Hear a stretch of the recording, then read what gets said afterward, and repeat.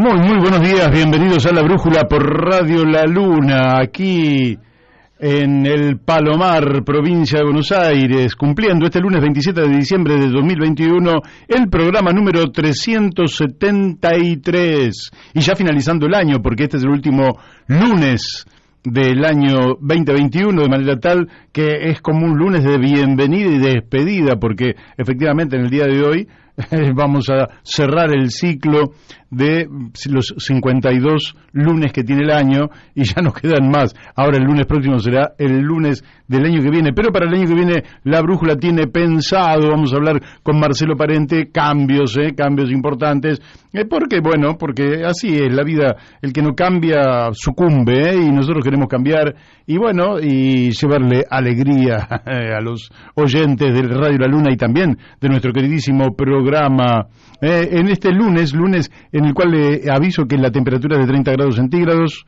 que la humedad es del 50%, que las probabilidades de lluvias son iguales a cero, de manera que no va a haber lluvias, no hay lluvias en el horizonte, después puede ocurrir cualquier cosa, puede suceder, siempre ocurre, y el viento es de apenas 14 kilómetros por hora, quiere decir que ya estamos disfrutando en plenitud el verano, y en el verano lógicamente que las cosas comienzan a suceder distintas, porque nos acercamos al fin de año, ya pasamos la Nochebuena y la Navidad, el sábado próximo es 1 de año, la Nochevieja es el viernes, y lógicamente que esta es una semana muy particular, de manera que tendremos un programa muy particular, y nuestro primer invitado en el día de hoy será nada menos que el diputado, mandato cumplido, Pablo Vergel.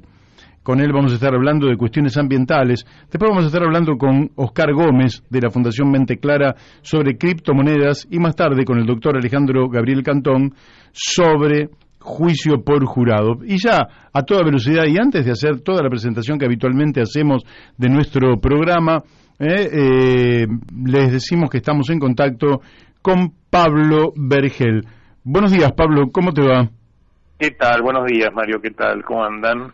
Bien, Pablo, este lunes ya cerrando prácticamente el año con 30 grados de temperatura, con la particularidad de que hace tantos años que venimos hablando de cuestiones referidas al ambiente, ¿no? Al cambio climático, al calentamiento global, a la contaminación, etcétera. Y tengo la impresión, después de haber, ya hace 2 años vivimos lo que fue el Mendozazo, aquella prácticamente rebelión popular, a partir de la cual la gente salió a defender el agua de Mendoza, la ley 7722, y cuando uno cree que el poder político ya va a responder al mandato del pueblo, tuvimos esto que aconteció en Chubut, donde el poder político, que se había comprometido en que no más minería a cielo abierto contaminante como lo es, vuelve a insistir, y otra pueblada, en este caso en Chubut.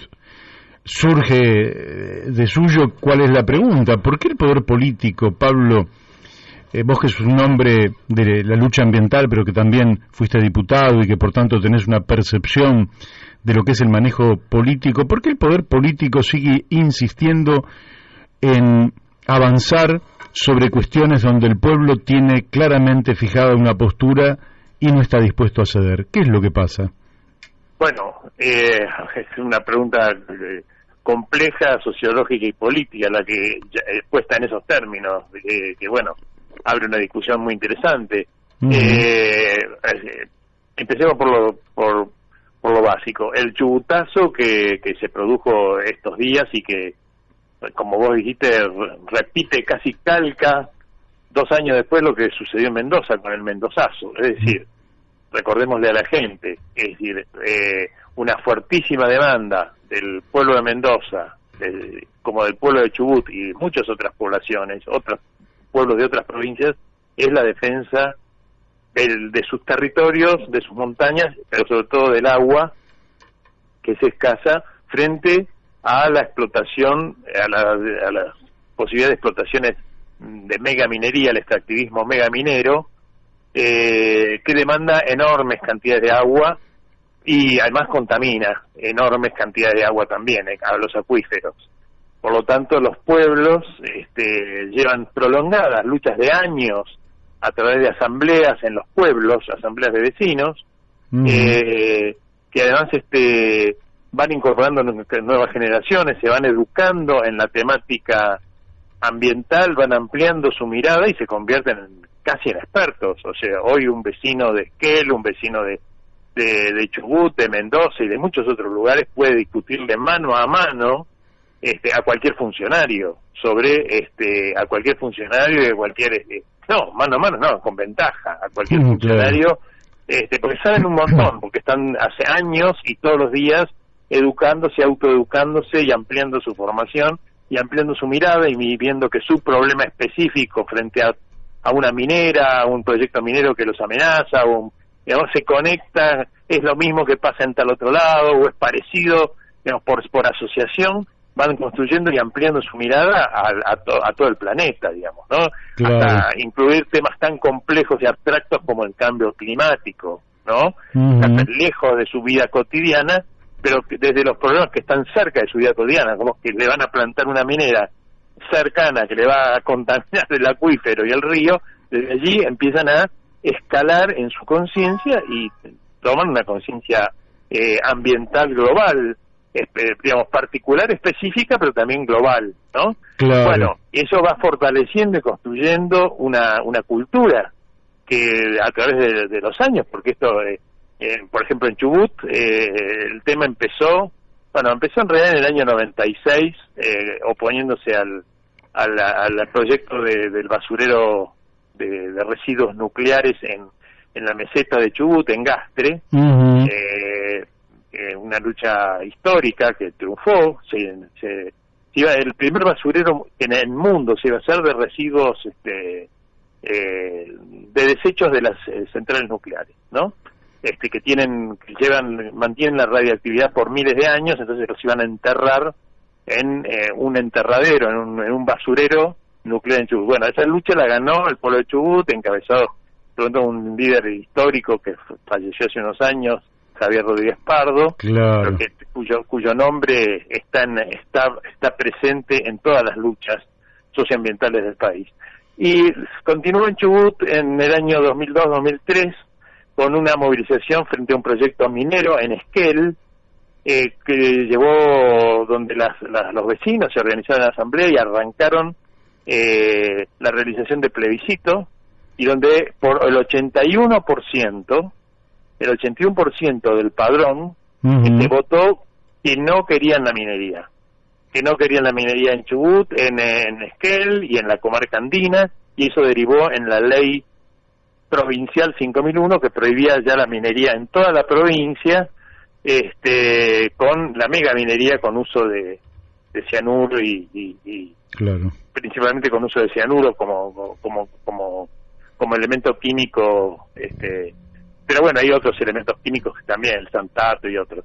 Bueno, estamos hablando del 2003 y estamos en el 2021, es decir, casi 2022, presidente. Sí. Hace 19 años de ese plebiscito, hace 19 años que nuevos y nuevos intentos volvieron en la provincia de Chubut, todos rechazados, pero llegó esta instancia. Lo mismo pasó en Mendoza con la ley 7.722 que prohíbe también la megaminería.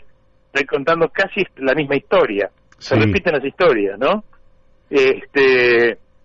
Bueno, hace 2 años en Mendoza, recién asumida la nueva legislatura, recién asumido el gobierno nacional también, cambian la ley 7.722 mendocina, la ley del agua, le llaman, para permitir la minería. Y bueno, una pueblada de miles y miles y miles, desde toda la provincia convergiendo sobre la capital, obligó a la legislatura a reunirse de la noche a la mañana y anular lo que 2 días antes habían, anular la ley que permitía la minería y que habían aprobado 2 días antes. Acá en Chubut pasó calcadamente lo mismo, 2 años después, pero además estaba tan anunciado que iba a pasar.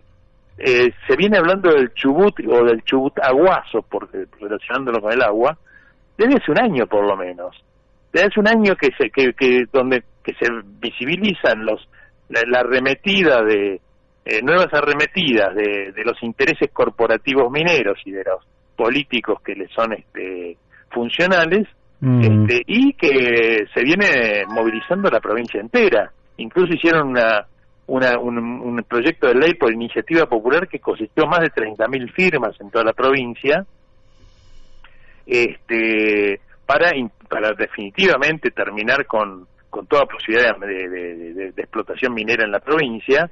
Y ese proyecto de ley, 30.000 firmas, iniciativa popular por la Constitución, el más del doble de lo que la Constitución de Chubut exige para presentar una iniciativa popular, fue directamente desconsiderada por la legislatura, que en cambio aprobó entre gallos y medias noches la semana pasada, entre gallos y medias noches, así sin anuncio, fuera de un día de normal de sesión, inventó una sesión que no estaba programada y aprobó una ley que permitía el desarrollo de la megaminería en 2 distritos, particularmente de la provincia de Chubut. Proyecto hecho prácticamente a medida de una gran corporación que se llama Pan American Silver, que es propietaria de los derechos de explotación de una de las minas de plomo y plata más grandes del mundo, que se llama Navidad, el proyecto minero, que queda en la meseta centro-norte de Chubut, lindando hacia el norte con la provincia de Río Negro, para que la gente se ubique, y más o menos a mitad de camino entre la cordillera y la costa de Chubut, ¿cierto? Está en el centro de lo que se llama la meseta. Bueno, ahí es un proyecto enorme, no es el único proyecto. Hay otro proyecto de minería de uranio en Cerro Solo, en el centro de la provincia, el uranio radioactivo, por supuesto, y hay muchos otros proyectos menores que están ahí en gateras, esperando y empujando para que los promineros consigan la ley que les habilite, claro. Que levante la prohibición aquella que el plebiscito de Esquel había conseguido en el 2003, ¿no? Ahora, bueno, entre gallos y medianoche lo hacen, sale el pueblo de Chubut, cortan rutas y calles en toda la provincia, principalmente en Rawson, hay mucha represión, una feroz represión, en Comodoro Rivadavia, en Madryn, te menciono ciudades de la costa, pero también en Esquel, en Trevelín, en la comarca andina, en el centro, en la propia meseta, y en 2 días el gobernador, como dicen, recula en chancletas. Sí. El gobernador y la clase la clase política reculan en chancletas, vuelven a reunir la legislatura y en 15 minutos anulan la ley que 2 días antes habían sancionado, permitiendo la minería, de modo que nuevamente vuelve a restituirse la ley 5001. Así que eso es lo que pasó en Chubut. Estaba muy anunciado que eso iba a pasar, y la pregunta es cómo no se dieron cuenta, cómo el gobierno provincial y el gobierno nacional, un poco lo que vos me empezabas preguntando, cómo puede ser que algo tan cantado, tan dicho por los pueblos, tan gritado, pero en miles de oportunidades, en decenas de lugares, no sea escuchado, haya oídos sordos y avancen igual, traten de avanzar igual, y luego tropiecen con esa piedra, porque no van a poder hacer la minería y pagan un costo político muy importante, por estas traiciones, estas triquiñuelas que le hacen a, esta rotura del contrato electoral, porque además, perdón que me prolongue, específicamente en Chubut, el gobernador y muchos legisladores que ahora estaban impulsando la minería, hicieron su campaña electoral diciendo que no iban a permitir la minería en Chubut. Claro. Entonces es una explícita traición y ruptura del contrato electoral, no implícita, imaginada, explícita. Pablo. ¿Están los videos? Sí. Sí, yo tengo una... Daniel Pérez te va a hacer una pregunta, Pablo. ¿Qué tal, Pablo? Sí, ¿cómo no? Yo tengo una sensación que para estas corporaciones, el poder político que se siente apoyado por ellas, no son más que peones sacrificables, o sea, los mandan al muere, porque la carrera política de Arcioni, para mí es un cadáver político ese hombre. Sí. Entonces, el haber avanzado simplemente son los intentos que hacen las mineras para llevarse por delante la voluntad popular. no importa si le queman la cabeza de fósforo a los políticos que son la herramienta que usan ellos para avanzar. O sea, son peores sacrificables, igual que la gente. En el caso hay mucha corrupción también. En el caso del Chubut incluso salieron a la luz videos y audios donde se ofrecían 100.000 pesos, se ofrecían 10 millones de pesos por voto a legisladores para votar para habilitar la minería. Así que de Arcioni no sabemos nada en particular, pero a ver, gratis no lo hacen, eso estemos seguros que no lo hacen gratis. Sí, pero las empresas pagan por resultados, o sea, si lo que les pagan es para aprobarla y después tienen que derogarla, yo no creo que reciban un mango. Bueno, claro que las empresas sean tan... No lo sé, Daniel. La verdad que a lo mejor sí reciben y recibían, no lo sé. Ahora, no lo sé. Vamos por otro lado. Hay un dato que es interesante. No funcionando el proyecto, esta empresa Pan American Silver gastó $30 millones en estos años. ¿En qué los gastó? Y los gastó en corrupción. Uh-huh. Lo gastó en corromper no solo políticos, agencias de publicidad, medios. Claro. ¿En qué, digamos, es una deducción, no es una prueba lo que te estoy diciendo? Pero ¿en qué puede haberlo gastado si no está funcionando el proyecto? Uh-huh. ¿En qué puede haber gastado 30 millones? Bueno, entonces hay muchas evidencias o indicios, digamos, de la altísima corrupción que acompaña todo esto. Ahora, el gobierno nacional no es ajeno, No, claro. Yo creo que ha sido promotor de esto y creo que es también el que lo ha impulsado Arcioni a un desastre político y a un, realmente un desmadre, un papelón, vaya a saber cómo se lo pueda llamar, porque efectivamente había hecho campaña en contra de la megaminería y finalmente termina promoviéndola y a posteriori por el chubutazo vuelve marcha atrás, es decir, todo un desatino. Pero yo querría encararlo desde otro lado también, sí, porque yo aprendí de pibe que cuando cuando pasa algo raro, si pasa una vez puede ser pura casualidad, pero cuando pasa varias veces ya no es casualidad. Obviamente. Entonces, acá, fíjate lo que estábamos hablando el viernes pasado con Carlos Leiva. Él nos decía que el Producto Bruto per cápita en la Argentina era igual al de 1974, uh-huh, con lo cual es un contrasentido en el marco de la revolución científico-tecnológica que pasaron prácticamente 50 años. Claro. Ahora bien, yo relacionaría entonces el tema de la deuda, que no la podemos pagar con desarrollo de nuestra inteligencia, sino que la tenemos que pagar a través de la reprimarización de nuestra economía con los recursos naturales. ¿Qué relación vos ves entre esta situación de extractivismo, de subdesarrollo y de endeudamiento que vive la Argentina?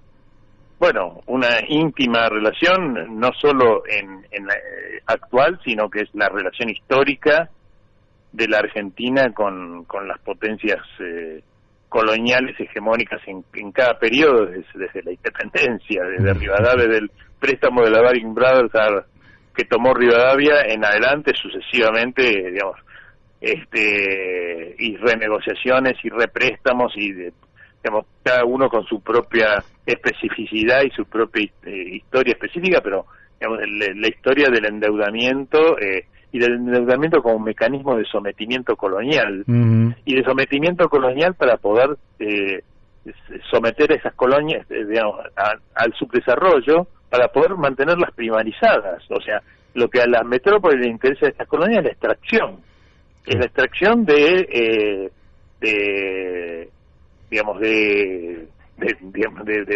materias primas, de bienes naturales, sobre todo, de lo que llaman recursos naturales, la extracción de trabajo, o sea, de lo que llaman recursos humanos. uh-huh. En el límite, todo esto empezó, digamos, no olvidemos que toda nuestra América fue colonizada por potencias que eran esclavistas, que traían esclavos. Bueno, la esclavitud terminó en esa forma pero sigue en una nivel, manteniendo, digamos, unos niveles de explotación, digamos, de mano de obra, subempleo, de desocupación, miseria, la miseria extendida, de modo que los seres humanos convertidos en recursos humanos y la naturaleza convertida en recursos naturales son lo que buscan extraer como bienes de renta, digamos, ¿no? Como bienes de rentas extraordinarias que no pueden sacar en sus propios territorios, obtener en sus propios territorios las potencias coloniales, las potencias hegemónicas. ¿Y qué tiene que ver la deuda? La deuda es el mecanismo para mantener sometido a ellos. No les interesa que les devuelvas la deuda, les interesa que te mantengas endeudado y poder condicionar mediante las renegociaciones deudas imposibles de pagar, deudas inventadas, como digamos, inventadas, o sea, deudas que incluso habría que discutir en su propio término, claro, porque no son deudas, son estafas. Efectivamente. Es decir, no, porque nos acostumbramos, nosotros naturalizamos palabras. Si una deuda, uno, en el sentido común, si vos me prestás plata, yo tengo que devolvértela. Sí, claro. Y si tengo algún apuro, tendré que hablar con vos para ver cómo puedo hacer para devolverte, a que me des alguna facilidad, pero te la tengo que devolver, eso no está en discusión.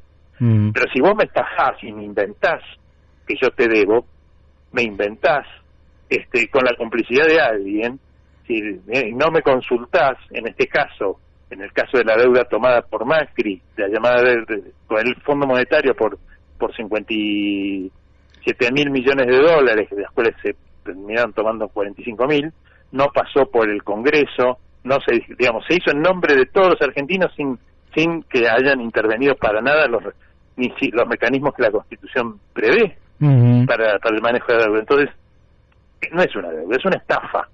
Es una estafa cometida por una asociación ilícita de funcionarios que tienen un resorte de poder, junto con funcionarios de un organismo internacional que también desobedecieron los propios estatutos de ese organismo, porque según los reglamentos del fondo no te podían otorgar ese préstamo a la Argentina.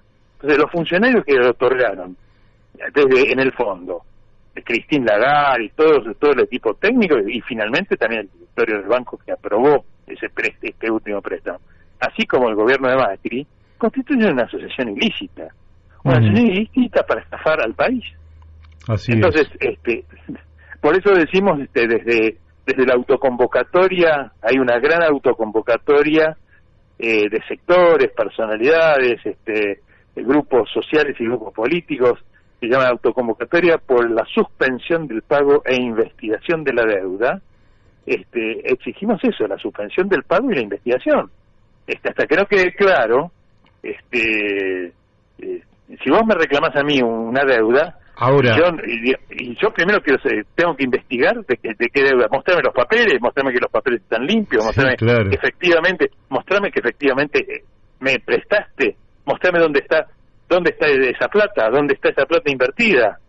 Es decir, bueno, si no podés mostrarme nada, no es una deuda lo que yo tengo, es una estafa. Sí, claro. Por algo el Estado argentino, que ha sido cómplice de todo esto, no ha auditado la deuda y han tenido que ser personalidades como Alejandro Olmos los que la auditen en condiciones de desventaja total, porque pero con un inmenso tesón, consiguió con una paciencia infinita, y eso se refería sobre todo a la deuda tomada por la dictadura, la que hizo Alejandro Olmos, y que continúa su hijo, digamos, Alejandro Olmos padre, y que continúa que a su vez buena parte de lo que debemos hoy también es continuidad, por lo menos de aquel mecanismo iniciado durante aquella etapa. Ahora, el miércoles pasado hubo quienes incluso interpusieron un amparo en la justicia para que no se pague al Fondo Monetario Internacional. Yo también firmé ese petitorio, y además el miércoles en las puertas del Banco Central hicimos la autoconvocatoria, y montones de sectores hicimos un acto público. Sí, yo no pude ir, pero hubiera ido. Ahora, el gobierno pagó igual. El gobierno pagó igual, por supuesto. El gobierno pagó igual como pagó ya, no es el primer pago que hace, ya hizo. Este es el sexto pago que hace en el año. Este fue un pago importante de 1900, había hecho otro que es en concepto de capital, del préstamo tomado por Macri, había hecho otro similar y había hecho otros 4 pagos menores, en total por unos 5.000 o 6.000 millones de dólares. ¿Por qué el gobierno tiene tanta voluntad de pago incluso antes de acordar? Porque uno podría decir, bueno, acuerdo y te empiezo a pagar. Estos empiezan a pagar antes de acordar. Así es. Bueno, porque se supone que el acuerdo es... el acuerdo, se supone que el acuerdo es el que hizo Macri, por el cual se tomó deuda en estas condiciones, y lo que están... estos pagos corresponden a esas condiciones. Como esas condiciones son incumplibles el año que viene, el gobierno lo que está tratando es de renegociar esas condiciones por otras condiciones a más largo plazo. Pero no es que no haya acuerdo, está vigente entre tanto el acuerdo que hizo Macri, en los términos que hizo Macri. Este pago corresponde a eso. ¿Y por qué? La pregunta sería... Pero que no fue aprobado por el Congreso. No fue aprobado por el Congreso y no ganó Macri la elección. Es decir, que hay una deslegitimación de aquel acuerdo por parte del electorado que cambió el gobierno justamente porque no le gustaba lo que estaba haciendo el gobierno anterior. Así es, pero además por supuesto, de la deslegitimación, la derrota de Macri es imputable a la deuda, pero digamos a muchas otras cosas, digamos, sobre todo, digamos, al malestar, a la miseria, digamos. Sí, su manejo de la cuestión financiera, etcétera. La miseria extendida, digamos, que la miseria que cotidianamente vive la gente, digamos, ¿no? Es lo que conduce al voto. Pero la deuda no pasó, esa deuda no pasó por el Congreso Nacional. Sí, es decir, ni siquiera tiene la firma del propio Macri. Eso tiene la firma de, creo que de Duhovne, de ministros. No tiene ni siquiera la firma del presidente. Es decir, no, es escandaloso, digamos, ese préstamo.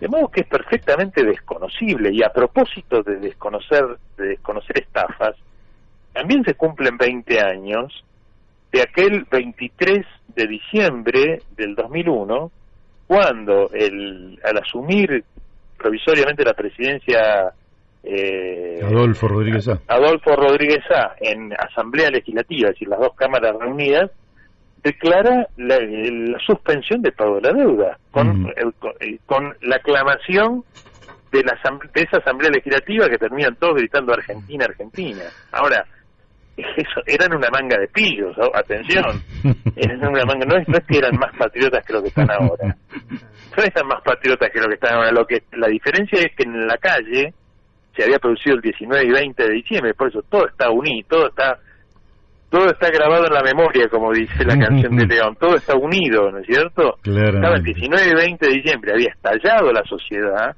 y estaban alrededor del Congreso y por toda la Argentina, las asambleas, los piquetes, soplándoles en la nuca a los diputados y a la casta política, soplándoles en la nuca. Por eso suspenden el pago de la deuda y por eso hacen muchas de las cosas que hacen, por eso se había caído de la arruga, ¿no? Claramente. Entonces, hoy no tiene la misma, digamos, salvo en Chubut, salvo de lo que pasó en Chubut, tiene alguna equivalencia, pero a nivel nacional, digamos, no hay un estallido del nivel del 2001, por eso, digamos, tienen margen para seguir. Ahora, ¿qué están esperando? ¿Están esperando el estallido? ¿Están esperando otros? Pablo, te hago la última porque sé que tenés obligaciones. Nosotros podemos ver el ambientalismo de una manera ingenua, al principio, van a contaminar el agua y lógicamente me opongo, pero con el paso del tiempo y por la experiencia la gente va vinculando el tema con el tema de la deuda, con el tema de las finanzas, con el tema del poder político, en fin, va obteniendo una cosmovisión superior a la que originariamente solo se podía restringir a que si le doy agua del río a mi hijo, quiero proteger a mi hijo, que es absolutamente válido y que es el principio, pero que después va logrando una cosmovisión superior. No, quiero quedar en mi territorio, quiero poder vivir aquí, quiero poder producir aquí, y no tener que emigrar a la gran ciudad. Y ahora esta nueva conciencia, ¿cuándo se transforma en poder político? Bueno, gran pregunta, es decir, ¿cuándo una conciencia social porque vale para la conciencia socioambiental, pero vale también para la conciencia feminista, vale para la conciencia de los trabajadores, los derechos, la justicia social, vale. ¿Cuándo se transforma en poder político? Bueno, es para otro programa. Cuando una conciencia, cuando un proceso, claro, pues son largos y sinuosos caminos que siguen los pueblos para convertir sus derechos y sus demandas en realidades efectivas, en realidades conducentes, ¿no? Claro. Cuando, bueno, digamos, filtrándose por las estructuras aún anquilosadas y viejas, pero que presentan, que se van agrietando, por la movilización, sin duda por la movilización, sin duda lo fundamental es la autoorganización popular, como ocurren en centenares de asambleas. En todo el país hay centenares de asambleas. Lo que estamos hablando de Mendoza, de Chubut, podemos repetirlo desde muchos otros lugares, en Catamarca, en La Rioja, en Córdoba, en Entre Ríos, bueno,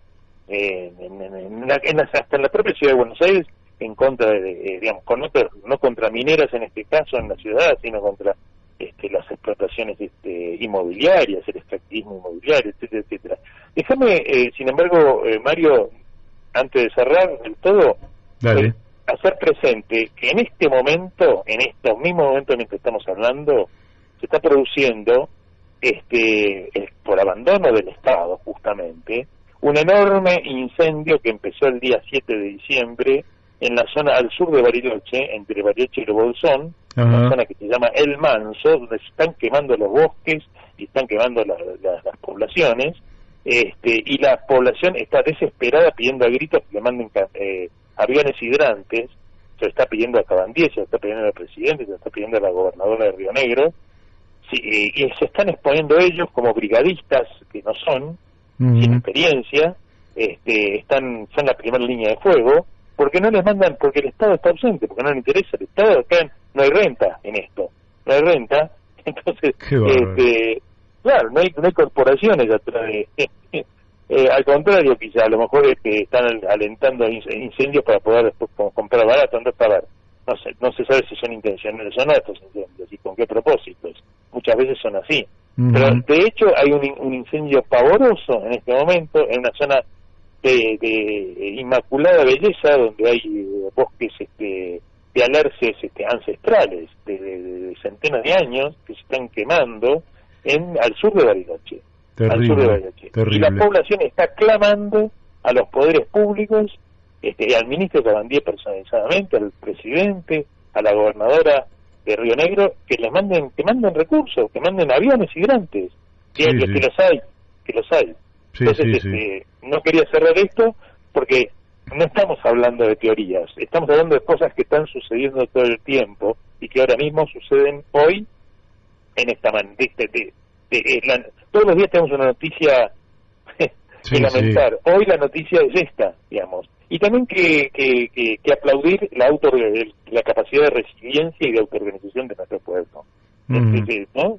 Esté donde esté, no son políticos los que se están organizando, son vecinos que se les viene el fuego encima y desde ahí se están organizando. Bueno, así ocurrió con la minería, así ocurre con los agrotóxicos, así ocurre en todos lados, ¿no? Es la autoorganización popular la que sustituye la ausencia del Estado, o mejor dicho, el uso del Estado para fines perversos. No es ausencia, se usa el Estado, no hay ausencia de Estado, se usa para controlar, para aprobar leyes de gallos y medianoche en contra de la voluntad de la gente. Para eso se usa el Estado,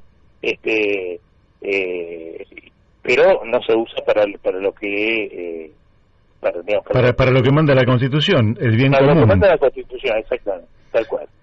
Bueno, Pablo, te agradecemos muchísimo la amabilidad que tuviste de disponer de estos minutos en un día ajetreado que sé que tenés, y desde ya te mandamos un fuerte abrazo y te deseamos que empieces muy bien el 2022. Bueno, gracias igualmente para ustedes, para vos, para Daniel de Abrantes, para el otro Daniel que me entrevistó recién, y para todos los amigos de allí. Bárbaro. Bueno, hasta pronto. Hasta prontito, gracias. Chao. Gracias. Bueno, hemos hablado con Pablo Vergel, y creo que ha sido absolutamente claro. Alguna gente me dice que efectivamente tratamos estos temas y se da la situación de que lo tratamos con distintas personas ubicadas en distintos lugares de la Argentina y todos tienen una coincidencia. Pero yo creo que efectivamente trabajar en la extensión de la conciencia sobre estos temas es fundamental, porque la sociedad no puede seguir organizada dentro de este capitalismo depredador, explotador, destructivo, contaminante, extractivista. Hay que cambiar el modelo y se puede vivir en otro modelo, y la verdad es que el desafío que tenemos por delante es imaginar, crear un modelo que nos permita convivir entre nosotros bien, consumir lo que tenemos que consumir, porque no se puede vivir sin consumir, no vivimos del aire, como se decía cuando yo era chico, no se vive del aire, hay que consumir, pero consumir con responsabilidad, que sea sustentable, que le garanticemos a las futuras generaciones que van a poder vivir tan confortablemente como vivimos nosotros, y no esto que estamos viviendo, que es destruir territorios donde no va a poder vivir nadie durante siglos, porque realmente el nivel de irresponsabilidad es manifiesto en el marco de un sistema corrupto y corruptor. Sí, lo que es manifiesto también es cómo la clase política está de espaldas y en contra de la voluntad popular manifiesto. O sea, es tan evidente el grado de infamia que hay detrás de estos modelos. Es tan evidente. O sea, te tiran una ley entre gallos y medianoche, a los 3 días, 4 días de rebelión popular o poblada, tienen que dar marcha atrás y lo vuelven a repetir. O sea, esto pasó en Mendoza y lo vuelven ahora Arciani está hablando de un plebiscito. Ya hubo un plebiscito en Chubut. Claro, pero que lo haga. Me parece bien que lo haga, y hay que aplastarlo con ese plebiscito, y después del plebiscito hay que pedir la renuncia, porque acá tiene que haber una revocatoria de mandato de estos corruptos que prometen una cosa y hacen exactamente lo contrario.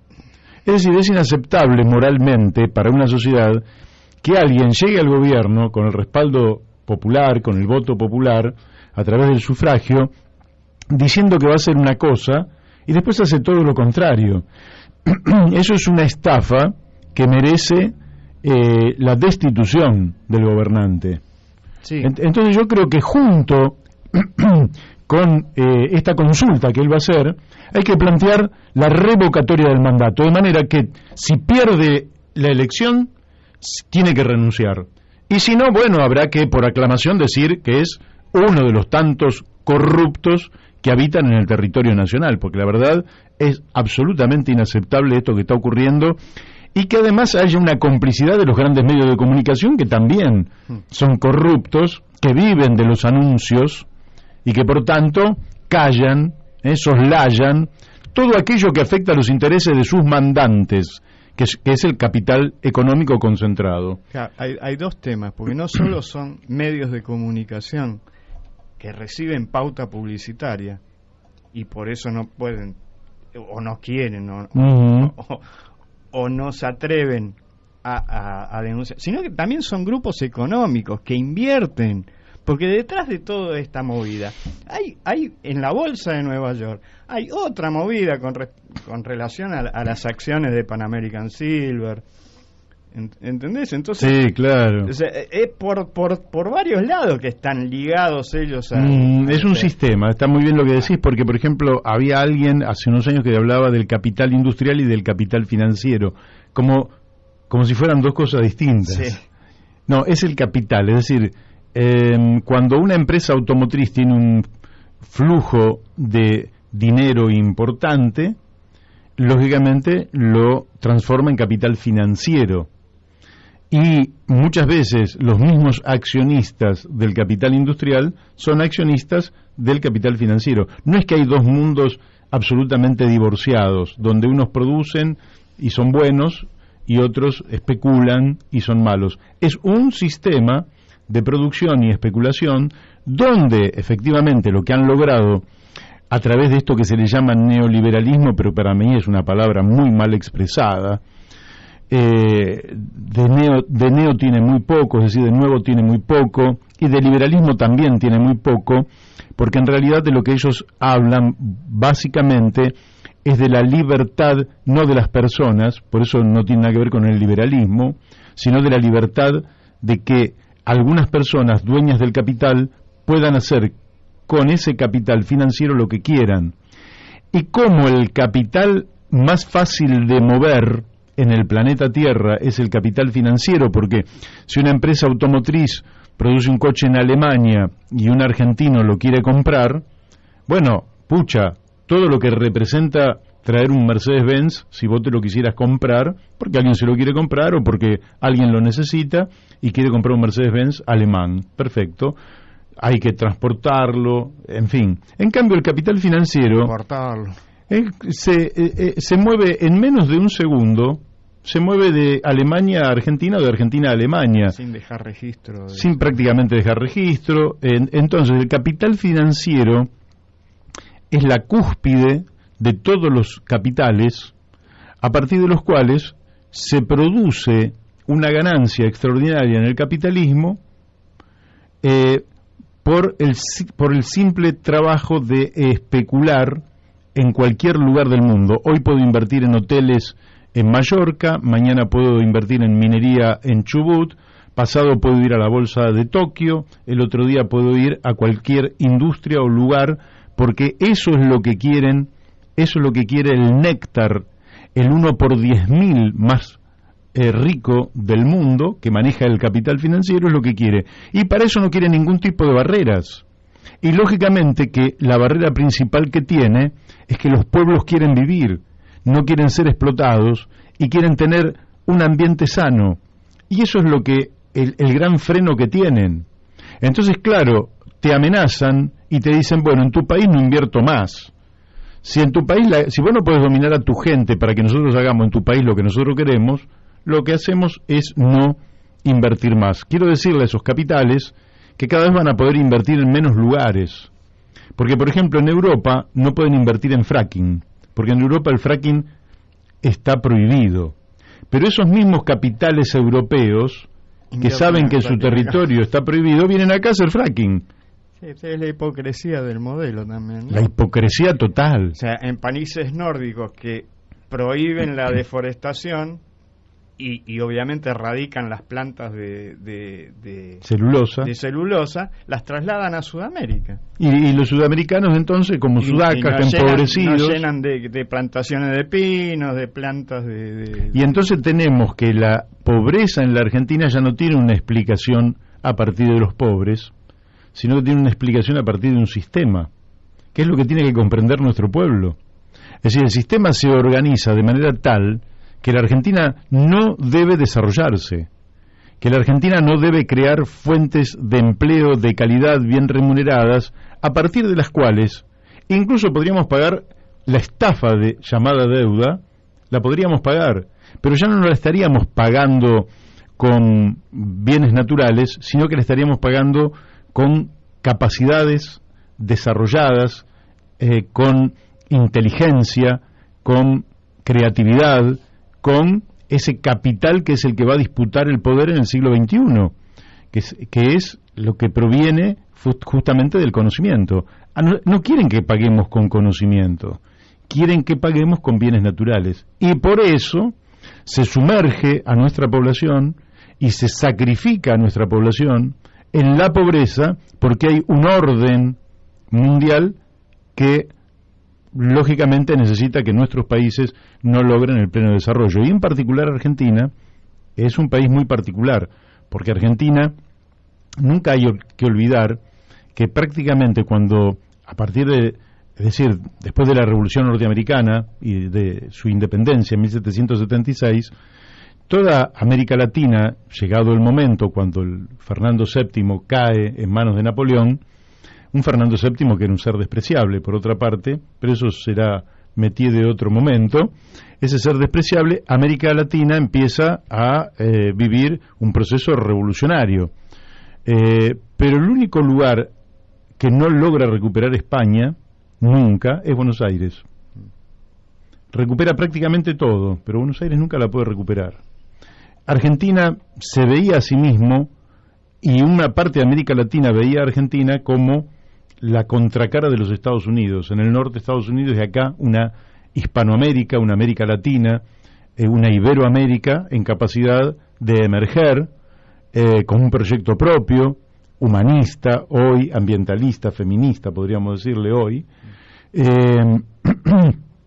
y lamentablemente entre la fragmentación de nuestra América Latina y el desastre al que nos llevaron estos poderes y la incapacidad de nuestra dirigencia política para afrontar los desafíos desde el lugar que corresponde, que es la unidad nacional, que es la unidad latinoamericana, tratando de consensuar un proyecto propio, lo que terminan haciendo es cumpliendo las órdenes que emanan de los grandes centros de poder internacional.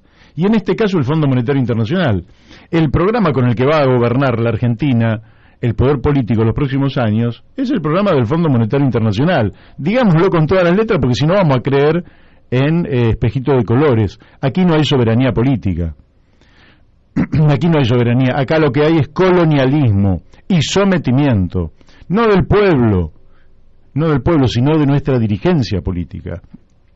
Por eso bien decía recién Pablo Vergel, cuando en un acto de soberanía histórico Rodríguez A. planteó la auditoría de la deuda externa por parte del Congreso Nacional, que está en la Constitución, y la suspensión, porque no teníamos $1 para pagar nada, porque se los habían llevado todos, justamente el capital financiero los había fugado todos al exterior, y planteó la suspensión del pago de la deuda, el Congreso se puso de pie. Quizás un sentimiento patriótico haya brotado en aquellos legisladores de aquel momento, pero rápidamente dieron marcha atrás, rápidamente se asustaron, y omite toda la dirigencia política y todo el periodismo que los años de crecimiento económico a tasas chinas se hicieron en el marco de la suspensión del pago de la deuda. Quiere decir que cuando pagamos nos hundimos y cuando dejamos de pagar levantamos cabeza. Es para reflexionar, no estoy hablando de verdades reveladas ni que las cosas tienen que ser rigurosamente así, pero sin lugar a dudas es para reflexionar. Los mejores años que vivió este país los vivió bajo el mandato de Adolfo Rodríguez A. de suspensión del pago de deuda. Y apenas retomamos el pago de la deuda, la reconversión, y le pagamos al Fondo Monetario, pero no nos fuimos del Fondo Monetario y dejamos la puerta abierta para que alguien la pudiera transitar en algún momento. En el 2018 la transitó Macri. No nos podemos hacer los onzos. Dejamos la puerta abierta. Y si dejas la puerta abierta, más tarde o más temprano, alguien la va a transitar. Esa puerta habría que haberla cerrado y después de haber pagado al Fondo Monetario Internacional, haberle dicho, bueno, muchísimas gracias por los servicios prestados, Argentina no tiene nada que hacer en este club colonial en el cual el papel que nos toca es el peor. Porque hay chistes respecto de esto, pero cuando vos vas a una reunión donde el papel que te toca es el peor, vos dejás de ir a esa reunión. Entonces vos decís, miren muchachos, esto es muy lindo, pero a nosotros no nos sirve. Quizás le sirve a Estados Unidos, al G7, a Japón, vaya a saber si a China hoy le sirve, pero a nosotros no nos sirve. Entonces le hemos pagado todo, mano a mano hemos quedado, como dice el tango, perfecto, hemos quedado mano a mano con el fondo, chao muchachos, nos fuimos. No, nos quedamos. Y ahora volvemos a aceptar, a través del PJ Capital que conduce Alberto Fernández, que PJ Capital, que es lo más liberal que tiene el peronismo, aceptamos todo lo que hizo Macri, piripipí, pero aceptamos a rajatabla lo que hizo Macri, y nos van a imponer condiciones, porque el acuerdo es porque Argentina, aunque quisiera pagar, no tiene la plata. Los 19.000 millones de dólares que comprometió Macri en ese acuerdo son absolutamente impagables. No se pueden pagar. Entonces, muchachos, lo que debería hacer Argentina es volver a lo que fue el 2001 y decir, bueno, se suspende el pago de la deuda hasta que Argentina vea, y hagamos un plan, y digámosle que nos tengan paciencia, vamos a hacer un plan para pagarles, no para perpetuar eternamente la deuda, que es lo que quieren ellos. Flaco, esto ya, ¿quién no lo aprendió? 40 años de democracia y no lo hemos aprendido, que la deuda está allí para extorsionarnos, para someternos, para explotarnos, para empobrecernos. no nos damos cuenta.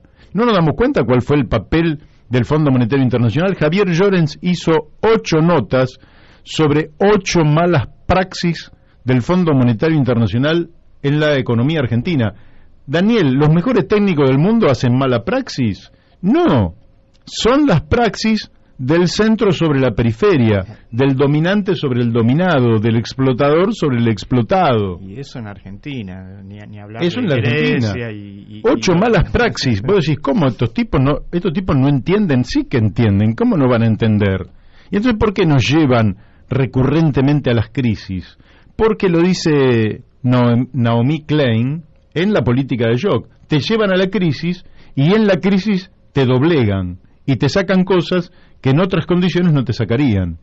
Ahora digo yo, ¿por qué no lo llevamos nosotros a la crisis a ellos? Y le decimos, no pagamos, señores. Suspendemos el pago de la deuda hasta observar la legitimidad de la misma y denunciar a todos los corruptos de adentro y de afuera que han inventado esta deuda de la cual no hay un colegio, no hay un hospital, no hay un metro de carretera, no hay un puente, no hay nada. Es una deuda ficticia inventada por un cúmulo de corruptos de adentro y de afuera para someter y explotar al pueblo argentino. ¿Por qué no lo hacemos un día y después vamos a la Corte Internacional de la Haya y hacemos las denuncias correspondientes? Y que la Corte Internacional de la Haya nos diga si corresponde o no corresponde. Pero nosotros denunciamos a los corruptos de adentro y a los corruptos de afuera. Porque, muchachos, la corrupción es inherente a la geopolítica del imperio. Digámoslo con todas las letras, ya estamos a fin de año. Sí, bueno, año no la nos van a... Corte de la Haya tampoco es... No importa, pero vos llevás la cuestión... Sí, vos llevás la cuestión y vamos a ver qué es lo que pasa. Por lo menos ganamos tiempo. Vamos a ver qué es lo que pasa y vamos a ver el escándalo internacional que se desataría cuando se demuestre que efectivamente todo esto es un orden absolutamente corrupto al servicio de los poderosos y en detrimento de los pueblos. Bueno, ¿querés que vayamos a la tanda? Vamos a la tanda y a las 13 horas ya estamos con Oscar Gómez para hablar sobre criptomonedas y las propuestas que hay en la Argentina sobre las mismas. Tanda. Y bueno, pues son las 13 horas y 1 minuto, y estoy acá, que hoy no lo anuncié, pero estoy con Daniel Pérez, una hora más tarde, y también con Beto Perdomo, el operador de los días lunes, y estamos esperando la presencia de Daniel de Abrantes, que prometió llegar en cualquier momento. Le damos también los muy buenos días, con mucho retraso, a Florencia Videberri, que es la que hace los flyers, hoy lo hicimos a último momento y lo pudo sacar realmente a la perfección. Muy buenos días, Miguel Pascual, que ha ayudado a que este programa salga durante el año 2021. Le damos también los muy buenos días a la doctora Mónica Colunga, que hace que nos estén escuchando en Corrientes Capital a través de Radio Fénix FM 92.1 MHz. También a Gustavo Figini, que permite que nos estén escuchando a través de Radio La Paquita FM 88.9 MHz en Uspallata, Mendoza. A todos muy, muy buenos días. Y a todos los que se han quedado escuchándonos y a todos los que nos han enviado saludos, mensajitos, en fin, todo aquello que ayuda a que el programa realmente esté vivo y pensando ya en cambios muy importantes de cara al 2022. Estamos pensando, pues es que estoy pensando y estoy preguntándole a mucha gente sobre algunos cambios que por venir. Y bueno, pero eso dejémoslo en todo caso para el 2022. Cambiemos. O para este viernes. Y ya estamos en contacto con nuestro amigo Oscar Gómez de la Fundación Mente Clara. Oscar, muy buenos días, ¿cómo te va? Hola Mario, muy buenos días, gracias por el llamado, un saludo para toda tu audiencia. Bueno, vos sabés, Oscar, que viene creciendo el uso de criptomonedas a nivel mundial de una forma que hace unos años atrás, no sé si alguien lo supo prever, seguramente algunos pocos lo hayan previsto hace algunas décadas atrás, pero viene creciendo de manera consolidada. Todavía es poca la población que está echando mano a esta herramienta o está participando de una u otra manera con esta herramienta, pero es indudable que se ha transformado cada día más en un tema de la cotidianidad periodística, económica, etcétera, y por eso lo atractivo de poder hablar sobre esta cuestión. Me gustaría que le comentaras a nuestros oyentes de qué se trata una criptomoneda, porque en general el dinero que tenemos en nuestra cabeza es el dinero que emite el Estado, cuyo papel cotidianamente manejamos para ir a comprar el pan, para ir en fin, para cargar la nafta del coche, pero una criptomoneda, ¿de qué se trata? Mira, explicar qué es una criptomoneda es súper sencillo, en 2 minutos o menos te lo puedo explicar, pero me gustaría comenzar comentándote nuestra experiencia personal con la criptominería, no y con las criptomonedas. Y ahí vas a ver reflejado lo que le pasa a mucha gente con el mundo cripto. Nosotros, como bien sabés, en la Fundación tenemos varios frentes de lucha y expresión. Uno de esos medios de expresión es una revista científica arbitrada que tenemos desde hace muchísimos años, décadas, y que financiamos enteramente de nuestro propio bolsillo para no tener compromiso editorial con nadie. Siempre digo que si a mí me hubiera financiado el CONICET en la época de Cristina, no podríamos haber publicado muchos artículos, de la misma manera que si me hubiera financiado Macri, muchos artículos no hubieran visto la luz, y lo mismo si me financia Alberto. Con lo cual, ¿Cómo llega un oyente a esa revista? Es de acceso abierto, sencillamente entra y la lee directamente.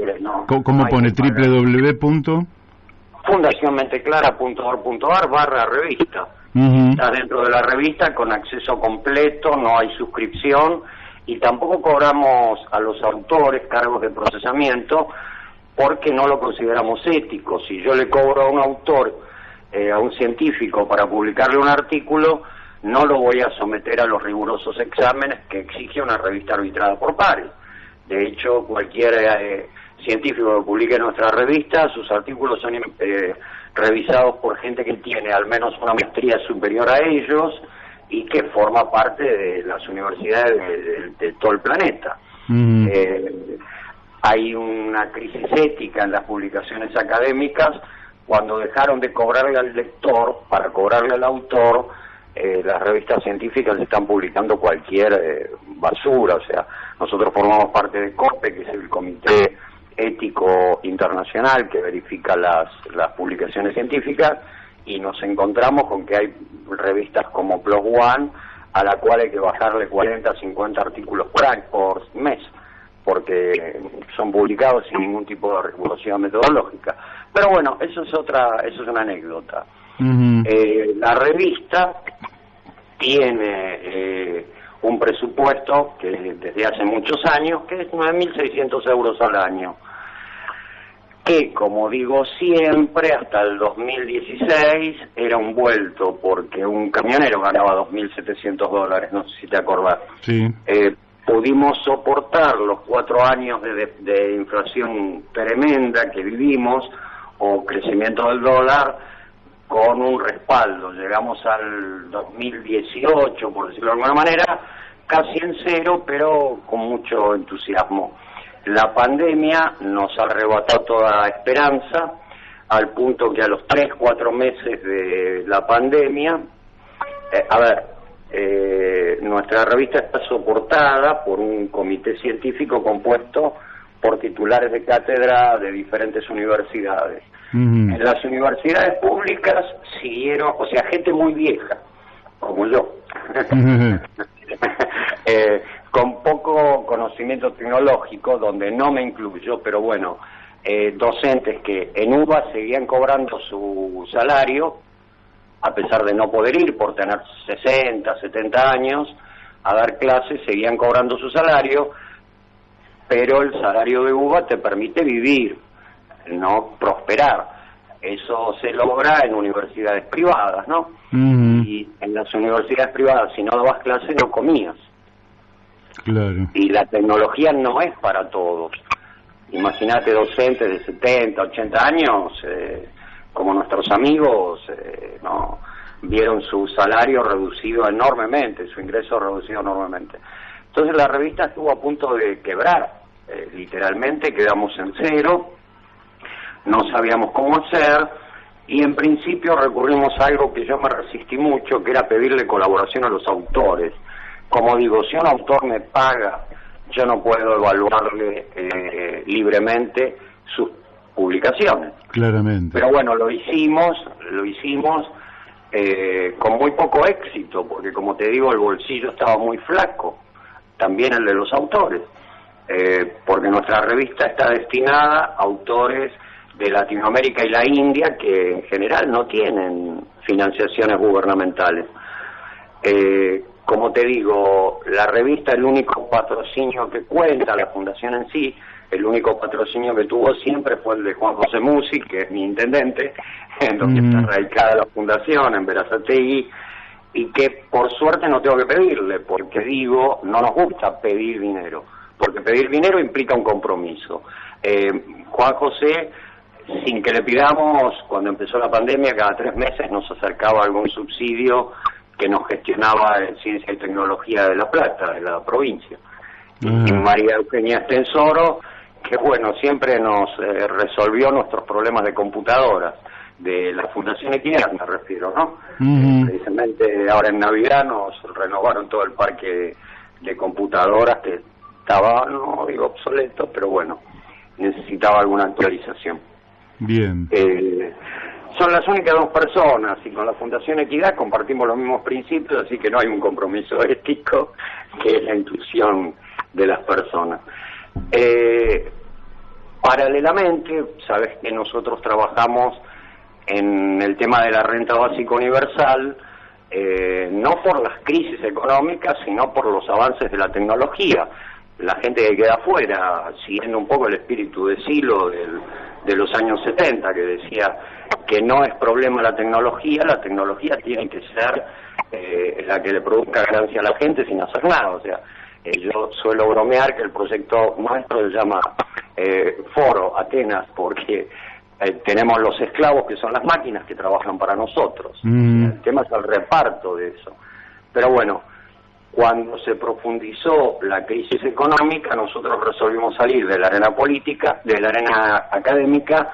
De hecho, te convocamos a vos en varias oportunidades, porque sos, creo que, el único político que realmente lleva adelante la idea de una renta básica universal como un derecho humano legítimo, no como una dádiva o una ayuda. Y comenzamos con ese proyecto. Y rápidamente nos convencimos que sos el único, Mario. El resto de los políticos son poco permeables a la idea de una renta básica universal. Las causas son diversas. Conviene el asistencialismo, muchas veces es mejor negocio.